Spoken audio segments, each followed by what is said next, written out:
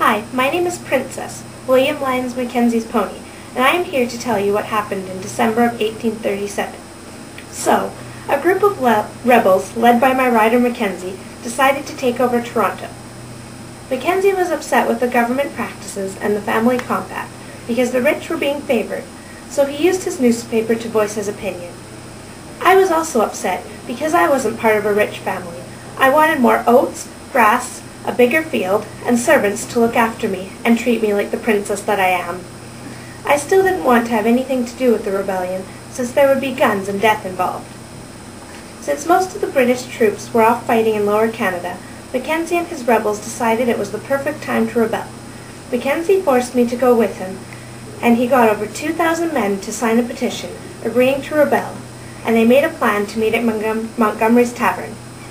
At the last minute, Mackenzie changed the date of the rebellion and got me up in the middle of the night, taking me away from my beauty sleep to get me ready for the rebellion.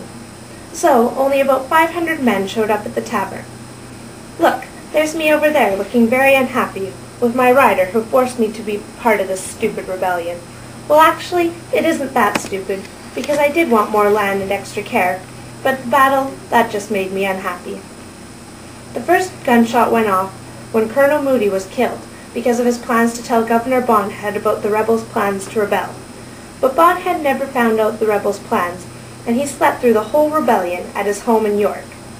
At that point, I was ready to run away.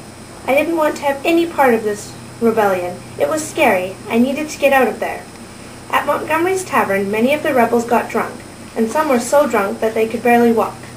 Mackenzie was so drunk that he became angry, and he forced me to continue down Yonge Street. I watched Mackenzie line up his men. He put the ones with guns in front. Next came the men with pitchforks and other weapons, and finally came the men who were so drunk they could barely walk. The rebels continued to march down Yonge Street, and I could hear the protests of my fellow horses. Anyway, when we reached the potato field, we met a small group of British soldiers. Mackenzie used me to ride around and prepare his men for battle.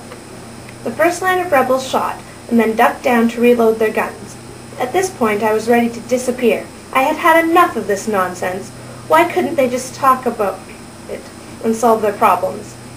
The rebels who were lined up behind them thought that they had been shot, so they ran away. I was happy to leave the battle, and Mackenzie and I fled to the United States. The rebels returned to their farms, and likewise the British troops returned to Toronto. I was told that Sheriff Jarvis was the last person on the battlefield, so it was said that he won the battle that day. My friend Samuel Lount, who always stuck me extra carrots, along with his colleague Peter Matthews, were hung for their involvement in the rebellion, as an example to the other rebels. I was left alone for a whole entire 11 months during Mackenzie's jail sentence in the United States. I met a kind young girl who brought me oats every day, and I was happy. He told me once that being in jail had broken his spirit. After his jail sentence, Mackenzie was much kinder to me, and he took me back to York and promised me that he would never rebel again.